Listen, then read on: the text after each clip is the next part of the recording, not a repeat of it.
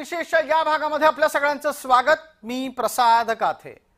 महायुतीच्या तीनही शिलेदारांची चाल तुम्ही जर लांबून पाहिली तर ती तुम्हाला सरळसोट दिसेल, पण जो कोणी या तिघांच्या जवळ जाऊन बघतोय त्याला असं लक्षात येतंय की यात कुठे ना कुठेतरी लंगडी घातल्याचा अनुभव आहे आणि पायात पाय घातल्याचा।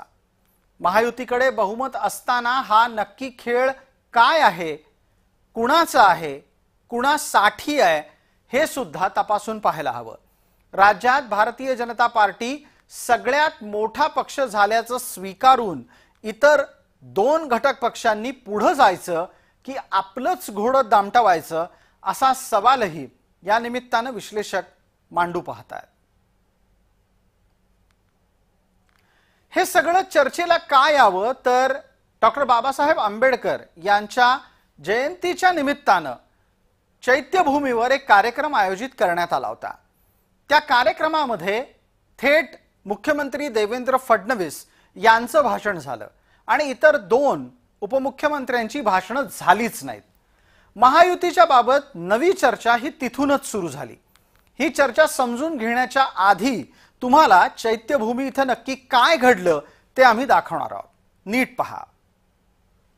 So I request Honorable Governor of Maharashtra C.P. Radhakrishnan sir to hand over gift to hardworking blind students. These students' name is Bharat Jagtap, Ganesh Jogadanda, Rohit Kumbhar, Praveen Borse and Ketan Patil. यानंतर महाराष्ट्राचे मुख्यमंत्री देवेंद्र फडणवीस साहेबांना मी विनंती करते की आपले विचार इथे मांडावेत। सन्माननीय मुख्यमंत्री साहेब।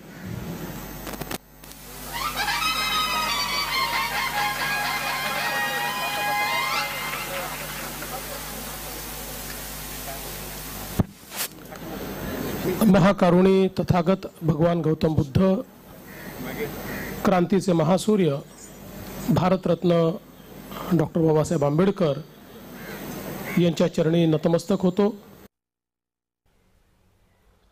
So I request Honorable Governor of Maharashtra C.P. Radhakrishnan sir to hand over gift to hardworking blind students. These students' name is Bharat Jagtap, Ganesh Jogadanda, Rohit Kumbhar, Praveen Borse and Ketan Patil. यानंतर महाराष्ट्राचे मुख्यमंत्री देवेंद्र फडणवीस साहेबांना मी विनंती करते की आपले विचार इथे मांडावेत। सन्माननीय मुख्यमंत्री साहेब।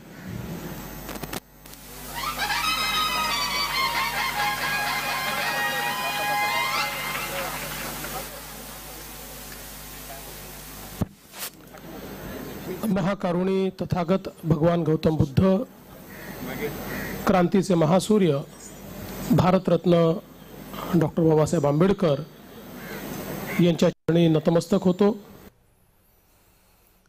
चैत्यभूमीतल्या कार्यक्रमामध्ये जे घडलं ते आम्ही आपल्यापर्यंत पोहोचवलं। आता गरज आहे ती पडद्यामागे काय घडलंय ते विश्लेषणात्मक सांगण्याची। आपण इथे पाहत असाल तर मान्यवर मंडळी उभी होती, त्यांच्या हातून काही विद्यार्थ्यांचा सन्मान करण्यात आला। ही दिव्यांग मंडळी होती। या दिव्यांग मंडळींना भेटवस्तू दिल्याच्या नंतर ज्या वेळेला तिथली निवेदिका ही कार्यक्रमाचं सूत्रसंचालन करत होती, तिनं अचानक देवेंद्र फडणवीस यांचं नाव मुख्यमंत्री या नात्यानं भाषणासाठी घेतलं, तेव्हा त्यांच्या चेहऱ्यावर सुद्धा आश्चर्यकारक प्रश्नचिन्ह दिसलं आणि यानंतर इतर दोन्हीही उपमुख्यमंत्र्यांना तयार करून आलेलं भाषण वाचण्याची, प्रेक्षक आणि तिथे उपस्थित असलेल्या भीमसैनिकांशी संवाद साधण्याची संधी मिळालीच नाही।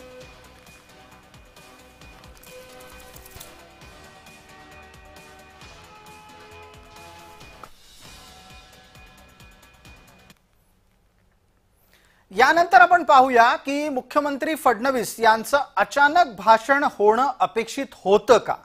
आता आम्ही आपल्याला मूळ कार्यक्रम पत्रिका दाखवतोय। ही कार्यक्रम पत्रिका राजभवनाच्या कडून प्राथमिकरित्या मंजूर करण्यात आली। त्यात उपमुख्यमंत्री एकनाथ शिंदे आणि अजित पवार या दोघांच्याही भाषणाच्यासाठी वेळ निश्चित करण्यात आलेला होता। वेळापत्रकाच्या नुसार यांना प्रत्येकी 5-5 मिनिटं भाषणाला देण्यात आली होती, पण अचानक परिस्थिती बदलली आणि कार्यक्रम पत्रिकेमध्ये असलेली गोष्ट प्रत्यक्षात आलीच नाही।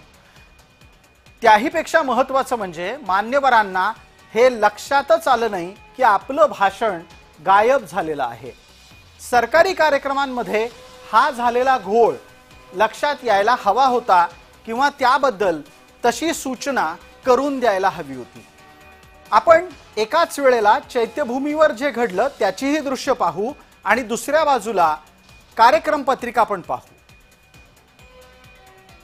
या कार्यक्रम पत्रिकेच्या आधारे एकनाथ शिंदे आणि अजित पवार भाषणाच्यासाठी तयार होते, पण प्रत्यक्षात त्या दोघांची भाषणं रद्द झाली आणि केवळ फडणवीसांचंच भाषण तिथं झालं, ते मुख्यमंत्री या नात्यानं.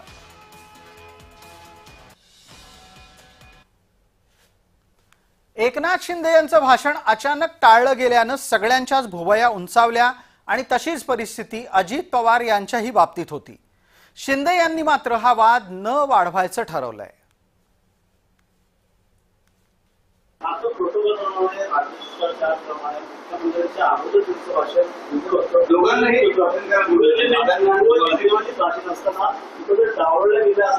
अरे बाबा, त्या भाषणापेक्षा बाबासाहेबांचं दर्शन मला मोठं होतं. तुमची दृष्टी खूप अत्यंत डेप्थने असते, त्याच्यामुळे तुम्हाला विसंवाद दिसतो. परंतु मी त्या गोष्टीचा साक्षीदार आहे. जे रायगडच्या किल्ल्यावर झालं तेव्हा ठरलंच होतं मुख्यमंत्री बोलणार. नंतर त्या ठिकाणी मुख्यमंत्र्यांनी सांगितलं शिंदे साहेबांनी बोलावं. त्यानंतर अजितदादा बोलले मला नको, उशीर झाला. त्याच्यामुळे हे सगळं समजून उमजून एकमेकांमध्ये होते. आता आजही खूप कार्यक्रम असतात आणि त्याच्यामुळे मुख्यमंत्रीच त्या ठिकाणी बोलले असतील, याचा अर्थ त्यांना जाणीवपूर्वक दोघांना बोलायला दिलं नाही. ही तुमची दृष्टी झाली. आमच्याकडे अशा प्रकारे कुठला विसंवाद नाही, असायचं काही कारण नाही.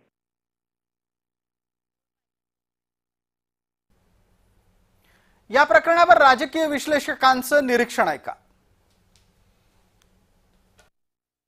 पण मला असं वाटतं जो काही प्रोटोकॉल म्हणून आहे तो जेव्हा पाळला जात नाही आणि चुकून झालं किंवा काहीतरी थातुरमातुर कारणं दिली जातात अशा प्रोटोकॉल करता, तेव्हा समजायचं की हा एक प्रकारे दुसऱ्याला डॉमिनेट करण्याचा प्रयत्न आहे आणि ही एक प्रकारे महायुतीतल्या कुरबुरी बाहेर येण्यास सुरुवात झालेली आहे असं म्हणण्यास काहीही हरकत नाही.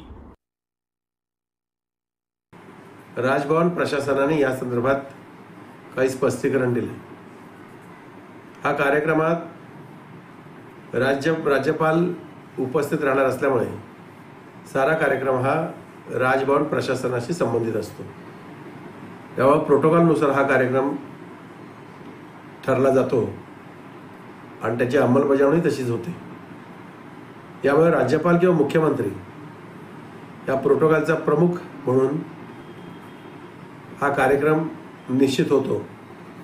त्याप्रमाणे मुख्यमंत्री आणि राज्यपालांच्या पूर्वनियोजित कार्यक्रमात त्यांना जायचं असल्यामुळे हा कार्यक्रम या दोघांच्या भाषणानंतर आवर्ता घेण्याचा निर्णय राजभवन प्रशासनाने घेतला आणि यामुळे दोन्ही उपमुख्यमंत्र्यांना भाषणापासून त्यांची नावं दूर ठेवण्यात आली आणि तेही त्यांच्या सहमतीने झाले असे प्रशासनाचं म्हणणं आहे. एकूणच याच्यात कोणतेही राजकारण नाही किंवा राजकारण आहे अशी चर्चा जी आहे ती केवळ वायफळच होती असं दिसतंय. त्याच्या जोडीला नक्की घटनास्थळी जे झालं तेही आपल्याला जाता जाता आम्ही पटकन सांगतो. मुख्यत्वे करून राज्यपालांचा कार्यक्रम 45 मिनिटात आटपायचा ठरला होता. मात्र ऐन वेळेला आयोजकांच्याकडून काही दिव्यांग मुलांना मान्यवरांच्या हस्ते सन्मानित करण्याचं ठरलं आणि कार्यक्रमाचं सगळं वेळापत्रक कोलमडलं.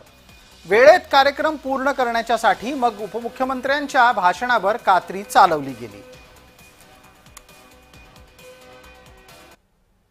विशेषतः या भागामध्ये तुर्तास इतकंच. आपण पाहत रहा फक्त जय महाराष्ट्र.